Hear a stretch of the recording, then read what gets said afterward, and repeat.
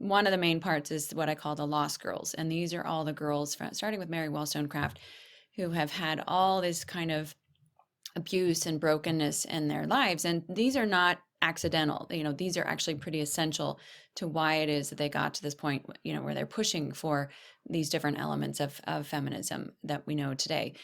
So I think that these are essential pieces that people need to be aware of, and instead of just looking at them as sterile ideas. So yeah, it really served two purposes. One, I think it just conveys ideas in a much more malleable way than if I just went in there and started speaking, very philosophically. And two, I think it's just brings home the fact that there's some substantial brokenness here, and that's really what has been an engine behind feminism in a way that most of us don't expect or anticipate. We think it's a little bit more clean than it certainly is.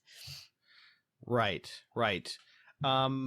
So in this conversation, we're going to talk more about the early history because, like I said, that's some of the stuff that people are less familiar with. Now, I like to say feminism it's an Enlightenment ideology. It's really an offshoot of liberalism. It's an offshoot of individualism, rationalism too. You even see that in this book.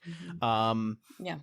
Can you situate things, generally speaking, feminism within its sort of Enlightenment origins? Yeah, well, I mean, I think it all starts with the French Revolution. I mean, this is the sort of the context within which it emerges from Mary Wollstonecraft's work. You have the French Revolution is going on, and you've got Edmund Burke, who has written a book called the Reflections on the Revolution in France. I think that's what his book is called, and he's writing and saying, this is a disaster. And Thomas Paine, who was actually a good friend of his at one point, is responding to it and saying, he writes a pamphlet called The Rights of Man. And Mary Wollstonecraft is a colleague of his, a friend of his, and she goes on and writes the Vindication of the Rights of Man. So she's just adding on to Paine's original title. And then from there, she writes The Vindication of the Rights of Woman. So she's very much, in the Thomas Paine camp. And there's actually an incredible book Yuval Levin has written, and I don't know if you have seen it. It's called The Great Debate. And he basically says the debates that we're dealing with right now in the culture stem largely from this debate between Burke and Paine, where there's the conservatives and then there's a liberal side. So we can kind of see the trajectory of where this has gone, and where Mary Wollstonecraft is coming from. So certainly you have this idea of egalitarianism that Paine moves deeper and deeper into throughout his life, and ends up becoming called the first socialist, really. So she's moving in that vein and trying to, and it's clear from in the Vindication of the Rights of Women, she's trying to get rid of any kind of hierarchy in society. She thinks that the church is bad. She thinks that the military is bad. She certainly thinks the monarchy is bad. And what she wants is this very egalitarian sort of collapsed society, which is of course what Paine was arguing for as well, where men and women are equal, and there's no sense of any kind of hierarchy left in the culture. So that's really where things start. But you also have people like the Marquis de Sade, who's really pushing against taboos. You have Mary Wollstonecraft's husband, William Godwin, who's also pushing against the concept of marriage and really, calls himself an anarchist. So these are the kinds of people that are moving in this world, and that Mary Wollstonecraft is within which she's writing. And of course, tragically, she dies 10 days after her daughter, Mary Godwin Shelley, who ends up becoming the writer of Frankenstein. 10 days after she was born, Mary Wollstonecraft passes away. But that's really the kind of the context within which she is writing and speaking about her own experience, and trying to, encourage women to become better and encourage men to become better. But again, in this very egalitarian kind of intellectual soup that she's working in. Right, right. You talked a little bit about Mary Wollstonecraft's ideas, her intellectual context. What about her personal life? I mean, where are some of these things coming from in terms of her relationships with men? Yeah, no, and that's really the sad thing, is just this life that she has. I mean, I think it's very difficult to hold her up as any kind of a role model because of just what her life was. I mean, she had horrible parents. She had an alcoholic father and a mother who really doted on her first son, and then the rest of the children. Mary was the second one born, and the rest of the children were sort of left under Mary's charge for over the years. And her mother was not a good mother. She was also very much abused by her husband and, the husband's alcoholism. They ended up moving a lot. He was very, he's one of these Jekyll and Hyde kinds of characters. There's this one story about him hanging the family dog. This is just really brutal, difficult stuff. And the family's really on the border of penury because of the fact that he can't keep a job, and he's got all these debts, and so they are constantly moving. Anyway, it's just a really awful picture of her young life. And she certainly finds some consolation in books and in ideas, and that's really where her career takes off. But at one point she decides she's going to go to Paris in the midst of the French Revolution, and while she's there she falls in love with an American.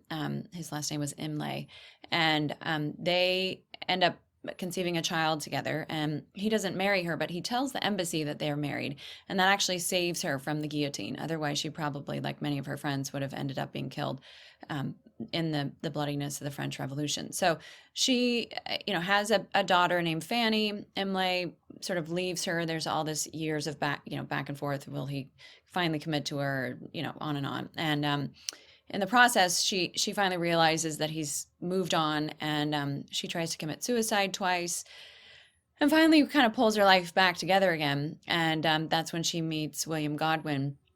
And this is a man who had a reputation and was very well known because he was against marriage and thought it was slavery. And so they end up having a relationship. She gets pregnant again, and they actually got married because I think Mary Wollstonecraft had this tenderness and felt like, I've already had one child out of wedlock, and it's been very hard on this child. I don't want to do that again. And so they realized that there's something beneficial about being married for the sake of the child. And so they get married. And then, of course, she dies shortly after. And, Godwin is thoroughly an atheist. He didn't even go to her funeral. And he ends up, knowing that Mary has this reputation, and it's something to really capitalize on. And so he writes a book about her. And I think that's where we get so much of the knowledge that we have about her personal life, and especially the, committing suicide, attempts to commit suicide. But what's interesting is that when he publishes this book about her, it just totally killed her reputation. I mean, she just ends up becoming, people lose all respect for her. And I think you have to remember too, is this that is not a his time. intention? No, it wasn't his intention at all. But I think the culture was so, this is a time when people who commit suicide, their bodies are dragged through town to show this is, the shame of it and whatnot. So you have to keep all of those pieces in mind that, the things that she did were incredibly shameful by that era's standards. I mean, obviously Right. not by our own. But that was enough to just really destroy her reputation for a long time. And so it was really her son-in-law, Percy Shelley, who I think carried it forward in ways that, nobody else was really paying attention to at that time, I think. Right. I mean, and needless to say, it's not her fault that she had a terrible father. So that's not a criticism of Right. her. But when you look at Of course the not. picture throughout her life of her relationships with men, you get a picture of someone who maybe just isn't likely to have an accurate or healthy picture of what relationships with the sexes should look like. And any what the things that are good that she's saying are a little bit more abstract, probably because they're not rooted in in good Mhm. healthy experiences. Mhm. So And that's to she talk, go she ahead. becomes kind of a template for all of the future women in terms of that vision of that there's that kind of brokenness that is blurs what is really authentically good about men, and a deep understanding of that because of the brokenness of her own family. Right. So to talk about her ideas a little bit more, what else can we Mhm. say that you didn't already mention? I mean, you mentioned egalitarianism. Now, I wanted to ask about this idea of like woman as a human being. So treating woman Mhm. in Mhm. treating woman as an individual Mhm. in the abstract. sort of Yeah. detaching her from her immediate context as a woman, because that's an important recurring theme. Right. Well, I mean, just to go back to the idea of egalitarianism, what ended up coming out of this idea of egalitarian it ultimately becomes this concept of smashing the patriarchy. So it sort of morphs into that. So I think she lays the stone for that idea. Hmm. And certainly not all of her work was bad, but one of the ideas that, like, as you mentioned, is this idea of humanity. I mean, she says repeatedly, "A woman is a human being," blah blah blah, over and over again in her work, and that's another piece that sort of sets the stage, because this becomes a pattern that you see throughout the movement, is this concept of woman as a human being. And of course she's using it in a very natural way to just distinguish us from a kind of slave or from an animal or something awful. She's not using it to start with in a disordered sense, but this is what really gets picked up and gets distorted with the movement, and it sort of creates this sort of meta reality of humanity, and then male and female instead of humanity being male and female. So it's sort of this Right. higher sense of what humanity is, distinct from what our sex is.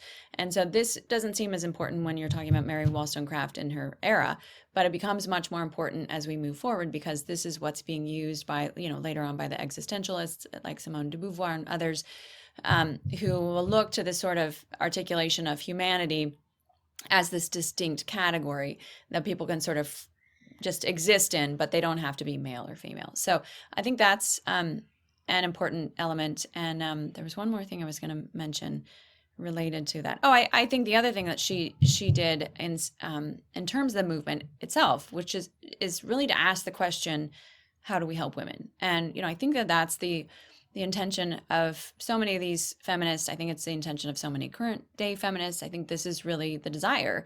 This is Right. what men desire. How do we help women? But the problem is that Wollstonecraft and everyone thereafter within the feminist movement really answers it in the wrong way, because she's answering it to say, how do we help women become like men? That's really what the focus is, not how do we help women as women with their Right. fertility and their marital issues and whatnot. So I think that that's another place, where she ignites things, or she's the spark for things, but she's not really the full blown fire. She's just the match for it, really getting things started.